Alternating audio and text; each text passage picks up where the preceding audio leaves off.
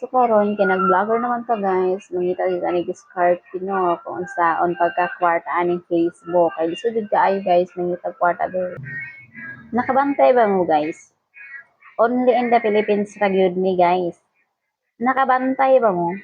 Pag mag-vlogger ang isa, expected daraan pagkaugma nag-vlogger ang tanan. Okay kayo, only in the Philippines ra yun. Di na pod guys. Na ako ikaingon sa inyo. Kanang sige kag trabaho, maritisan kanila. Na sige ka trabaho.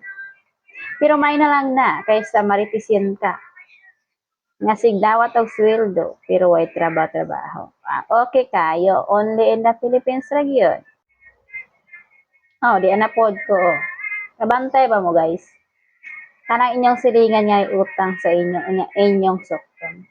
Only in the Philippines ra gyud ni. Sokto nimo sa imong utang. Sa iyang utang di ay. Unsa ito bag? Way kwarta. Pero ang parcel always na kwarta. Okay kaayo. Di apag yun guys. Na ako i-share sa inyo. Kanang silingan nimo gani. Na ikapalit og skincare. Pero why kapalit og bugas?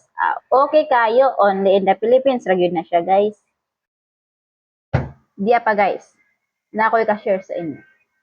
Sa among silingan. Dili mamansin pilingon kayo. Kaya nakagamit og skincare, puti kaayo ang naong. Pero ang naong ra daytong puti. Resulta murag panda. Okay hay kayo. Di pa guys. Igo gyud ko ani. Kanang silingan gani nimo. Nga mas nauna pang gikasal sa higdaan kaysa simbahan. Okay kayo. Igo ko ato.